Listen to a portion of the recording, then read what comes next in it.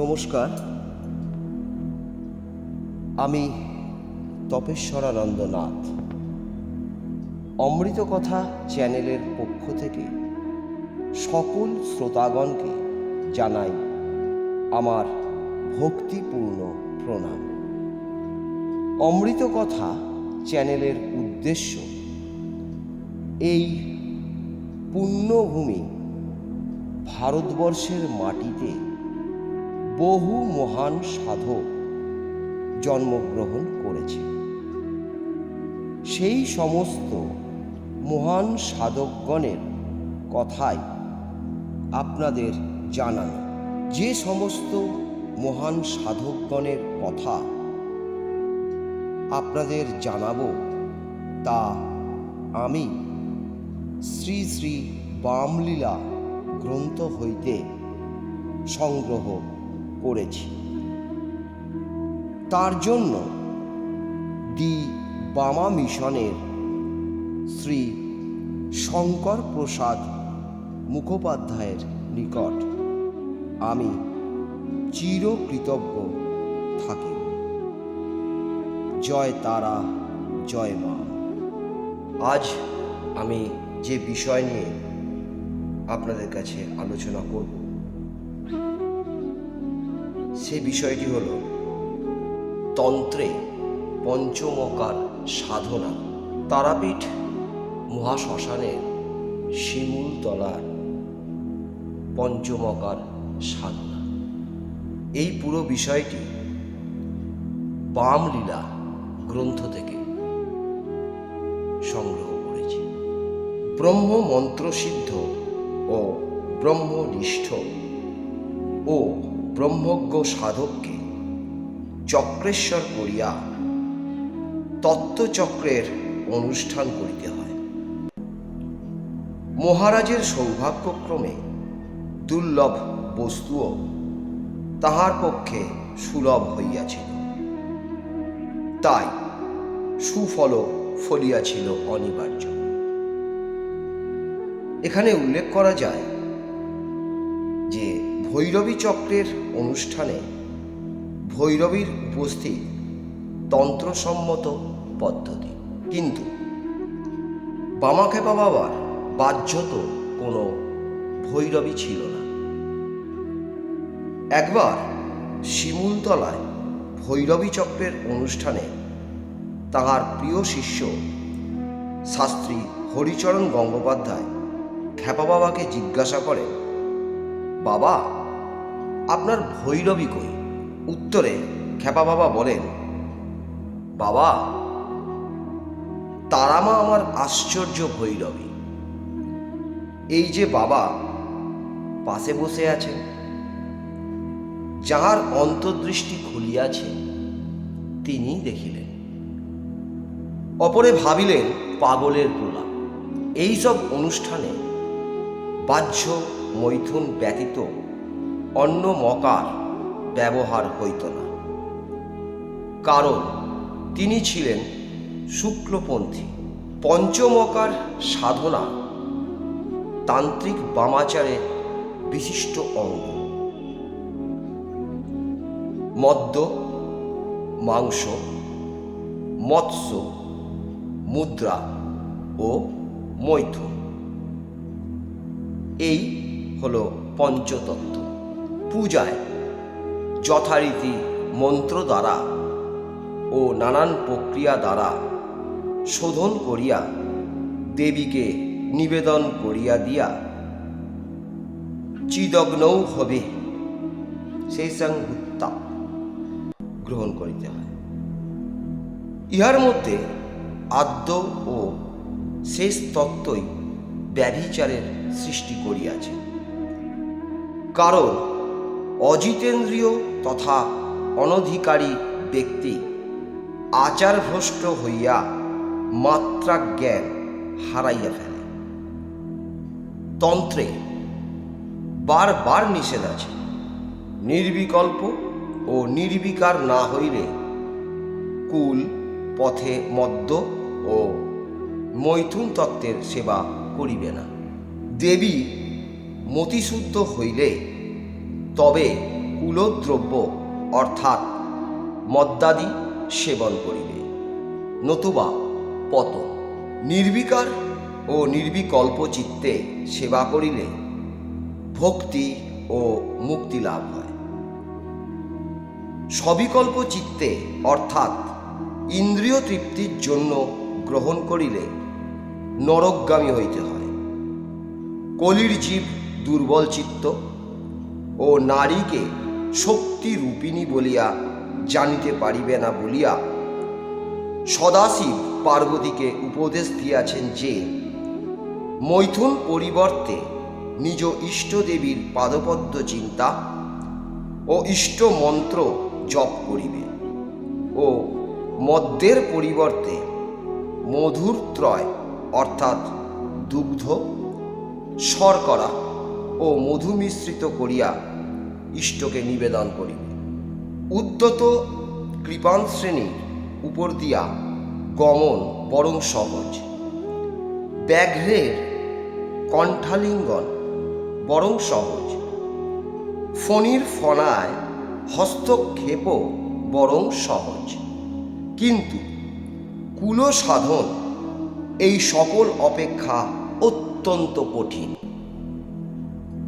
ইহার কারণ রুদ্র জামল দেখাইয়াছে। বামে সুন্দরী যুবতী, মুখে মদিরা, হস্তে পানপাত্র, মস্তকে শ্রীগুরুর চিন্তা, মনে ভগবতীর ধ্যান, জিহ্বায় মন্ত্র জপ, কৌল সাধনায় যাহাদের ঈদৃশী পরিণতি তাহারা সুরস পান করুন, ভোগ ও মোক্ষ তাহাদেরই করায়ত্ত। এই প্রকার চিত্ত বিকারের কারণ প্রাচুর্য সত্ত্বেও যাহাদের অবিচলিত মন দেবতারা ধ্যান মাত্রেই আসক্ত, এই প্রকার স্থিরচিত্ত সাধকের এই ভৈরবী চক্রে অধিকার। অজিতেন্দ্রিয়ের অধিকার নাই, কেননা কৌল মার্গ চরম ভূমিকা, মুক্তি মার্গের শেষ সোপান। এতৎ সত্ত্বে কি তত্ত্বের দোষ আছে? কুল পূজার উদ্দেশ্য হইল চিত্ত শুদ্ধি, চিত্ত ধৈর্য ও চিত্তের প্রসন্নতা সম্পাদনপূর্বক দেবীর ধ্যানে দৃঢ়তা লাভ করিয়া মন্ত্রার্থ স্ফুরণ, ইহাই ভবপাশ নিবৃত্তির উপায়। মহামায়ার প্রসাদে তত্ত্বমসি জ্ঞানোদয়ে পরম পুরুষার্থ লাভ ও মুক্তি। এই মহান উদ্দেশ্য সিদ্ধির উপায় যে শাস্ত্রে দেখাইয়াছে, তাহাতে ভ্রষ্টাচার শিক্ষা দেওয়া সম্ভব নয়। মহানির্বাণতন্ত্রে পঞ্চমকার বা পঞ্চতত্ত্বকে বলা হইয়াছে ক্ষিতি, অপ, তেজ, মরুত ও বোম। আর কুল অর্থে জীব, প্রকৃতিতত্ত্ব, দিক, কাল ও পঞ্চ মহাভূত। যিনি এই সবের স্বরূপ জ্ঞান অর্জন করেন তিনি কুলজ্ঞ বা কৌল। তবে এ পথে স্তর ভেদ আছে। আরম্ভ তরুণ, যৌবন, প্রৌঢ়, তদন্ত, উন্মনা ও অনবস্ত উল্লাস। প্রথম পাঁচটি উল্লাসে বাহ্য ক্রিয়াপ্রকট, প্রৌল্লাস পর্যন্ত সময়াচার। যাবৎ না মন্ত্রসিদ্ধি তাবৎ বিধিনিষেধ। তারপর জরন্মত পিশাচবৎ অবস্থা। তদন্তোল্লাসের পর মন্ত্রসিদ্ধি লাভ করিয়া সাধক উন্মনি উল্লাসে আরূঢ় হইলে মন বাহ্য বিষয় হইতে নিরস্ত হইয়া হৃদয়ে সন্নিরূঢ় হয় ও ব্রহ্মানন্দ কথঞ্চিত অনুভূত হয়।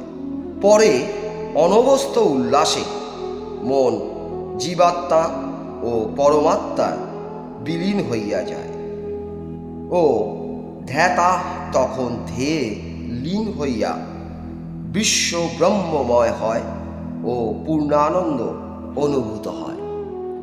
তাই পরশুরাম কল্পসূত্রে বলা হইয়াছে, আনন্দং ব্রহ্মণ রূপং তচ্চ দেহে ব্যবস্থিতম তস্যাভিজাকাঃ পঞ্চমকারৈস্তৈ খাচ্ছন। আনন্দ ব্রহ্মের রূপ, আনন্দ দেহেই অবস্থিত, পঞ্চমকার সেই আনন্দের অভিব্যঞ্জক। তাই পঞ্চমকার দ্বারা দেবীর পূজা বিহিত হইয়াছে। শিব শক্তি সামরস্যই আনন্দের পরাকাষ্ঠা। আগমসারে এই পঞ্চমকার সাধনা বাহ্য ও আস্তরভেদে দ্বিবিধ। পূর্বে বাহ্য পঞ্চমকার সাধনার কথা বলা হইয়াছে।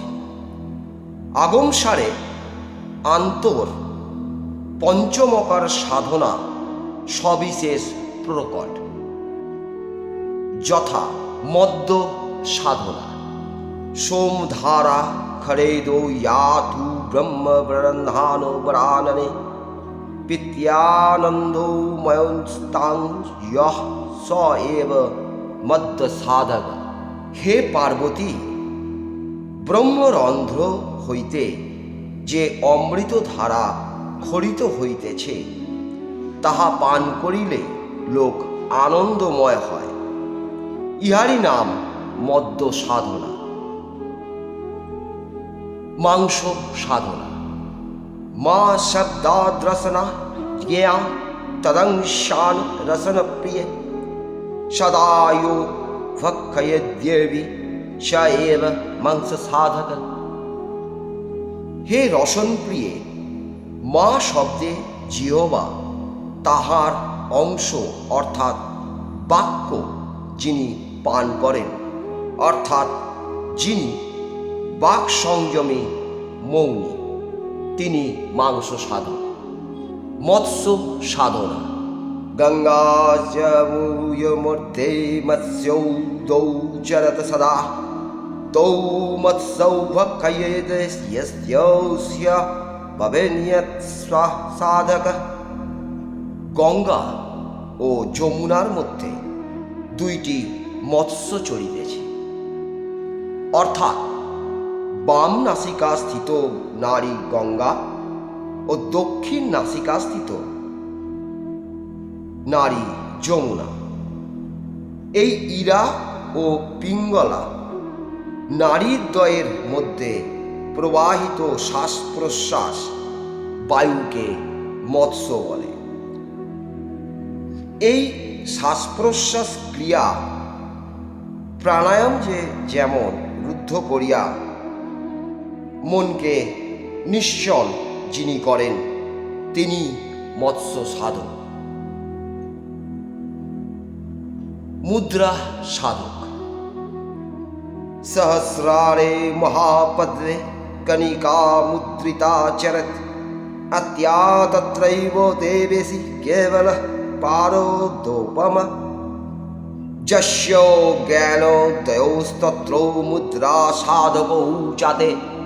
যিনি সহস্র কমল কর্ণিকাগত পরমাত্মার স্বরূপ অবগত হইতে পারেন তিনি মুদ্রা সাধক। মৈথুন তত্ত্ব, मैथुनं परमं तत्त्वं सृष्टिस्थित्यन्तो कारणं मैथुनात् जायते सिद्धि ब्रह्मज्ञानं सुदुर्लभम् रेफन्त्यो कुङ्कुमाभासं कुण्डमध्ये व्यवस्थितं मकारश्चो बिन्दुरूपो महाजौनै स्थितः प्रिये आकारो हंसो मारुह एकता च जदा भवेत् तदा जातं महानन्दं ব্রহ্ম জ্ঞানং সুদুর্লভম। এই মৈথুন তত্ত্ব সৃষ্টি স্থিতি লয়ের কারণ। শাস্ত্রে ইহাকে পরম তত্ত্ব বলা হইয়াছে। ইহাতে সিদ্ধি লাভ ঘটে ও ব্রহ্মজ্ঞান লাভ হয়। রকার শক্তি কুণ্ডলিনী, ইনি দেহ মধ্যে কুণ্ডে অর্থাৎ মূলাধারে অবস্থিত। মকার পুরুষ, পরমাত্মা, পরম শিব, ইনি মহাজনী অর্থাৎ সহস্রদল কমলকর্ণিকা মধ্যগত ত্রিকোণ মধ্যে আছেন। আকার অর্থাৎ শ্বাস প্রশ্বাস দ্বারা সম্পাদিত হংস এই অজপা মন্ত্র। রকার কুণ্ডলিনী শক্তি আকার রূপ হংসে আরোহণ করিয়া মকার রূপ পরম শিবের সহিত মিলিত হইলে তাহাদের সামরস্য জনিত যে মৈথুনানন্দ অনুভূত হয়, তাহাই ব্রহ্মজ্ঞান, সাধকের প্রকৃত মৈথুনানন্দ। ধ্যান বিন্দুপনিষদে উল্লেখ পাওয়া যায়, যোনিমণ্ডলে গলিত বিন্দু যোনি মুদ্রা হঠ প্রক্রিয়ার দ্বারা সবলে ঊর্ধ্বগত করিবে। উদ্দেশ্য শিব শক্তির মিলন। বিন্দু শিবরাজ শক্তি, এই মিলনে দেহ সুদৃঢ় হয় ও মনোজাল শোধন হয়। যিনি শিব অর্থাৎ পরমাত্মরূপ অগ্নি দ্বারা নিজ শরীরকে দগ্ধ করিয়া শক্তিরূপা সোমামৃতের দ্বারা আপ্লাবিত করেন, তিনি অমৃত অর্থাৎ মোক্ষ লাভ করেন। যজ্ঞবিদ গ্রগণ্য ব্রহ্মময় পুরুষ বামা খেপা বাবা তারাতত্ত্বের সতত রমণ করেন। তাহার বাহ্য বৈরবীর কি প্রয়োজন? নিম্নে এই আদ্য ও শেষ মকার সাধনা সম্বন্ধে খেপা বাবার নিজের উক্তি উদ্ধৃত হইল। শ্রোতারা শুনিবেন। খেপা বাবা কৌলশাস্ত্রের মুখ্য সিদ্ধান্তগুলি কত অল্প কথায় ব্যক্ত করিয়াছেন। পঞ্চমকার কি বীরাচারীর বাহ্যিক সাধনা? এই প্রশ্নের উত্তরে খেপা বাবা বলেন, সাধারণ অধিকারীর জন্য মহানির্বাণতন্ত্রের পঞ্চমকার প্রবৃত্তির পথে আর আগমসারের পঞ্চমকার নিবৃত্তির পথে। সধবা নারীর প্রতি প্রেম আর বিধবা নারীর প্রতি প্রেম যেমন তফাৎ, সেই রকম। রাধিকা বৃন্দাবনে কেলে ঠাকুরটির সঙ্গে খেলা করিতেন, তখন মহানির্বাণ তন্ত্রাদির ভাব, আর যখন কেলে ছোড়া মথুরায় চলে গেল তখনকার ভাব আগম সারাদির ভাব। ভালোবাসা দুই প্রকারে নিবৃত্তি হয়, বাঞ্ছিতকে লাভ করিয়া ও বাঞ্ছিতকে চিন্তা করিয়া। বাঞ্ছিতকে লাভ করিয়া যাহা তাহা প্রবৃত্তি মার্গে, আর তাহাকে চিন্তা করিয়া যে তৃপ্তি তা নিবৃত্তি মার্গে। কালের শক্তি কালী। তন্ত্রের মতে কালী সাধনা না করিলে লোক ঈশ্বর উপাসনার অধিকারী হইতে পারে না। কেহ বা প্রত্যক্ষভাবে, কেহ বা পরোক্ষভাবে অর্থাৎ সাত্ত্বিকভাবে এই সাধনা করে। মেরুদণ্ডের দুই ধারে ইরা ও পিঙ্গলা নামে দুইটি ও মধ্যে সুষুম্না নামে একটি নারী আছে। ওই নারীর নিচে কুণ্ডলিনী শক্তি আছে। যখন ওই শক্তি জাগিয়া ওঠে তখন ওই নারীর ভিতর দিয়া উঠিবার চেষ্টা করে। যতই সে উঠিতে থাকে ততই যোগীর নানাবিধ অদ্ভুত ক্ষমতা প্রকাশ পায়। যোগীগণ প্রাণায়াম শক্তির দ্বারা কুণ্ডলিনী শক্তি জাগান। তান্ত্রিকগণ পঞ্চমকার দ্বারা তাহা সহজে জাগাইতে পারে। মদ্যপানে জাতিপাত হয়। মদ্যপানে মাতলামি করা বা কোনরূপ খারাপ আচার ব্যবহার করা কোনো তন্ত্রের কোথাও লেখা নাই। তান্ত্রিক সাধনায় অভিষেক আছে। অভিষেক মানে শিষ্যকে উপযুক্ত মনে করিলে এক পদ হইতে অন্য পদে তুলিয়া দেওয়া। এই শোধিত মদ্য নিয়মিত পরিমাণে পূজার সময় ব্যবহার করিলে নির্জীব প্রাণ সজীব হইয়া ওঠে। তাই শাস্ত্রে উহাকে সঞ্জীবনী সুধা বলিয়াছে। শিষ্য অভিষিক্ত না হইলে পঞ্চমকারে অধিকারী হইতে পারে না। এমনকি স্পর্শ করিলে নরকে পচিতে হয়। সাধক গুরুর কৃপার অধিকারী হইলে কেবল নির্জনে পূজার সময় আসনে বসিয়া পঞ্চমকার যথার্থ মন্ত্রপুত করিয়া পরিমিত পরিমাণে ব্যবহার করিলে চিত্ত চাঞ্চল্য হইবে না। ইহা শাস্ত্রসম্মত সত্য। তবে যদি যথেচ্ছ ব্যবহার করো তা হইলে শাস্ত্র কি তাহার জন্য দায়ী? তুমি যদি বিধির বিধান উল্লঙ্ঘন করো সে দোষ কাহার? শোধিত পঞ্চমকারে আসুরিক বৃত্তি আসিয়া সাধককে উত্তেজিত করিতে পারে না। নিয়মিত পরিমাণে সেবনের প্রকৃত অধিকারী না হইয়া শুক্রাচার্য প্রভৃতির শাপমোচন না করিয়া সেবন করিলে শূকরের প্রসাব পান করা হয়। মদ মায়ের চরণামৃত। যাহারা মদের জন্য মদ খায় মাতাল হয়, তাহাদের ইহকাল পরকাল নাই। শুক্রের শাপে তাহাদের নরকে পচিতে হইবে। আর যাহারা সদানন্দে থাকিবার জন্য সদানন্দময়ীর চরণ সুধা পান করে কুলকুণ্ডলিনীকে জাগায়, তাহারা কি মাতাল? ধর্ম আচরণ করিতে গিয়া চরিত্র নষ্ট করিলে উন্নতি কোথায়? চরিত্রই মানুষের অমূল্য সম্পত্তি। চরিত্র নষ্ট হইলে মনুষ্যত্ব নষ্ট হইল। তবে সাধন ক্ষেত্রে এক অঘরী অবস্থা আছে, তাহা অবধূতের অবস্থা, ব্রহ্মজ্ঞানের অবস্থা, সাধারণের চক্ষে মৃতের অবস্থা। তখন তাহার কিছুই বিচার থাকে না।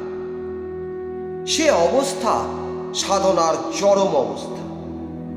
তখন আর তাহাতে সে থাকে না, তখন তাহাতে মিলিত হইয়া এক হইয়া যায়। বেটি যে কোন পথ দিয়া আপনার কোলে টানিয়া লন তাহা কেহ বলিতে পারে না। তারা মায়ের ইচ্ছা যেমন। আমি অত তত্ত্ব বুঝি না বাবা।